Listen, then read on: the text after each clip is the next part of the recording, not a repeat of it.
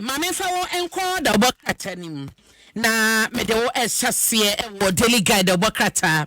na asem kase bi da hase ya brighter pia child right international ni fodi eda asem we hu ni nyina ne se obaga na hase na se wo yi se afibia yesi se ema ekwa wo so kwa no se ye wo nkwada 1 million bia no a so hu ebekwa kwa wie na emu be 170,000 ena ahwe mo nkwa ewo Ghana ha na eno me break ne down wo di aba forma na chese nkwada apim bia ye be wo mo man yi mu no se eno no na chese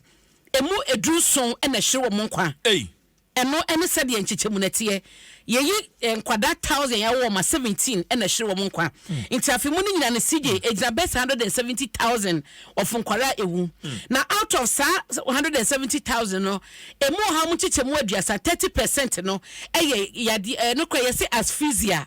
say ya be ebi won my omo chese ebetumi abasa kwada no wo se ne maame ye mokrompo na wo chim no etumisi anase bi a labor no award ebre no ache nti kwada na bre na no tutumisi eba no sa na ye be wa kwada no na emframa wo se koni na ebitumi kɔ na adwe hu nyina na ni ho na ma kwada na hwe ne nkwa na eno na eye Ghana Health Service na no fie da no wo mo de betu dwa se kwada be se 50,000 na ewu ewo sa asphyxia ye ka ho asemi mu eno na se no Child Right International HS ano ye dendodo se eye Ghana Health Service be mai sadeta wei abeka ho asem no eburo man no so nti wo se enhwehwemu koso na de ema no basa ne se bi omo handle ebra wo batan bi adanso ba pefo awaka na wakose ye CS so ono na ekọ akọwon na ebiase omo handle wo no na enkoye anase ye de ya enhwehwemu koso animanim ya na oman no empe anosi sanse nkwada 50,000 ewu afibia na emu eya nti no ehu asam ewo daily guide fight so miensa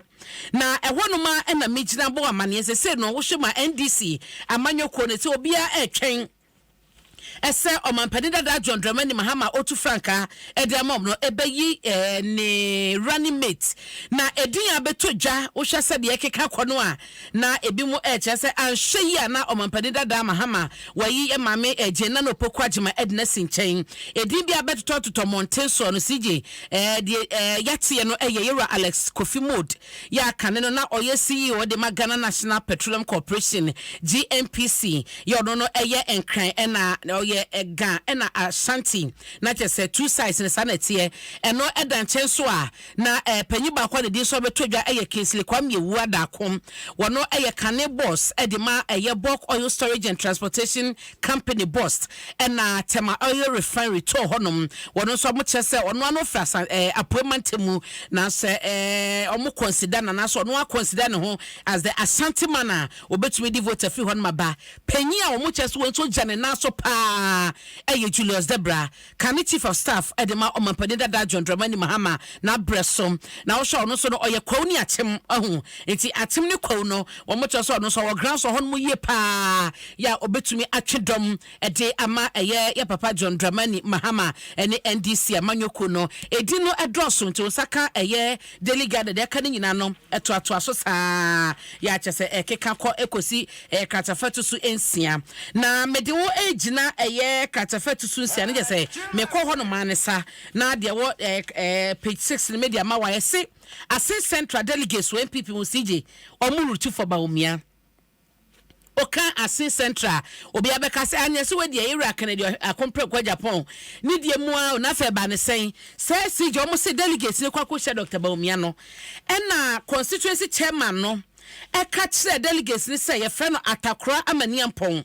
eka kire delegates obi an hwe no wankwankwaje Dr. Baumia t-shirt anhye because hona Canada Japan efri no na delegates nso chese ase ete yenya nkwada o na ete se na wo se yenya nipa no basabasa wo ba region ma na so ba constituency a yenya ne basabasa so kokko wini a on be de no my campaign ma no watimi abedi nkunim ama party no ene ese delegates na mu ache ma Atakora no mokọ jintade no ehye eti delegate ma ne bofo kọ ene o ma no mo se t-shirt ni bi kasa no ene o mo che so mo de asema ache ma ka no ɔma mfa nyɛ adwuma because ɔmo de democracy ɛna practice wɔ party ni ma wontumi ka se because obi free hand mu no obi ba ɔmo nyɛ no basabasa no sa no ɛmo party no no ɛne ɔma kan kakaka se ne asen central delegates nyinaa eruti for bɔ mi atade ɛne ɔma hyɛ so ɔmo bɛto ama no ɛhɔ ne asɛm no nti delegate ɛde no so mu amane aba katafa ɛto so ensia ɛhɔ na mi gyina sɛ CJ ɛwɛho sɛm ɛba yɛ asete nka nyame amfa fia kwa dwabo so mu na sɛ badwani kwa blamenta kando ka yanti asempa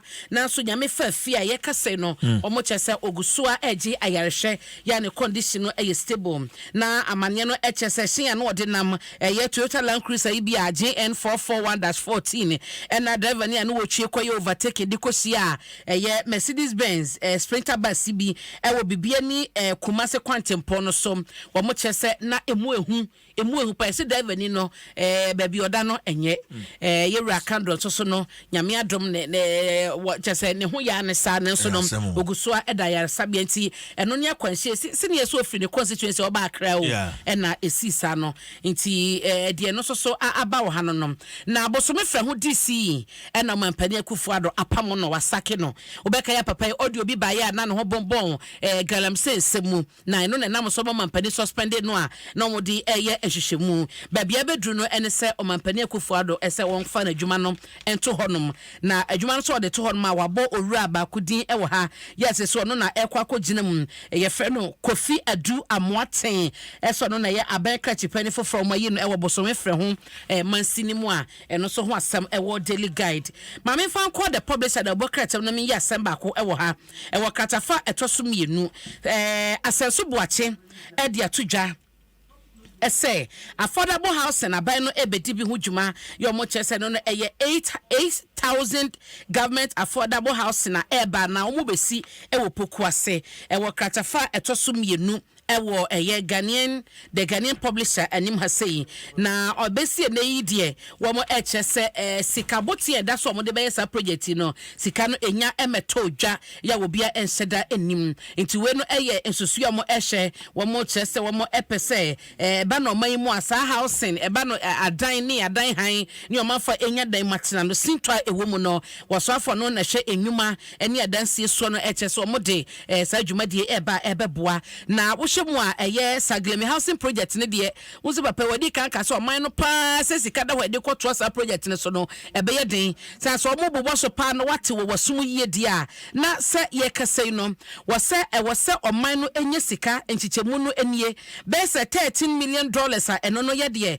wɔn de kɔkɔ ne te sa housing unit no ɛna wɔn nya nsuo $8 million ɛno so yɛ electricity ɔmo hia sa sika no ansa na nkanea akɔ hɔ $46 million nso na ɔman no ehia na omodi ahye ehun totoe ne ehun sam kaye bi eno da akyire so $68 million bi so ho no ma kyese sika no soso nti ban se na Saglemi die no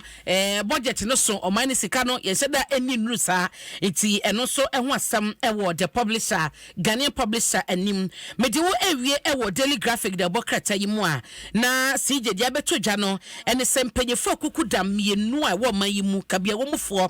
ena kyese sa boarding system na ye practice wo ye senior high schools no was it outlive the existence say ebra na ye hia boarding system no atwam was it ne no wo hwe said the sakrayaba free senior high school kwampo e ba ye no kire say oman no say ye kwaso the boarding system na ye dwuma ebedi oman ni nya esa sen kwada na eko schools no adroso abro ebra na boarding system ye de ba ye ne adwempa na etachire no wo mo kire say abroso enti panyefo mienu a eka ensem yi no eye kane rector na wada Ghana Institute of Management and Public Administration Gimpa ano Professor Sevenade and a Canadian Director General Edma Ghana Education Service Professor Kwasi Opoku Amankwa wo say enam sen kwada na kwadro so abro chechefo so na etore bi so facilities e wo so mu hia na omode kran kwada eni honti no ena ma na de etiti bebre kwada ye demonstration ye etiase sese niema na obi ebro ne yonko kan yonko ti ebo empa dade empam wosesa ne mani nyina ka wote ani manim ya yide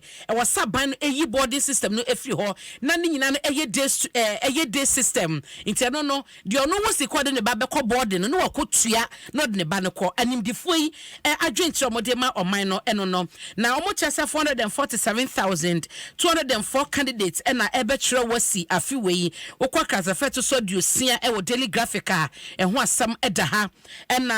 watching sonom. Almost as auditor general, just 15.1 billion Ghana cedis, and public boards and corporations are holding on so no, and Wamayano Basa, and Wamayimueno, and so was some daily graphic the Bocata. It is CJ, Amaniaba, ya Mabobi Swamano, and I'm a Abna, one who's have that in common on the page. I took case, CJ. I went to Temajiare to put. To get VAT registration and get VAT invoice for my client. Okay. Because my client was demanding for VAT invoice. CJ, I was told to pay 5,000 Ghana cedis. I'm ready to talk on the show and even give you the forms they gave me. I have to pay for instant VAT to get the VAT invoice. Mate, and you're not see when I was here said yes. And because for information,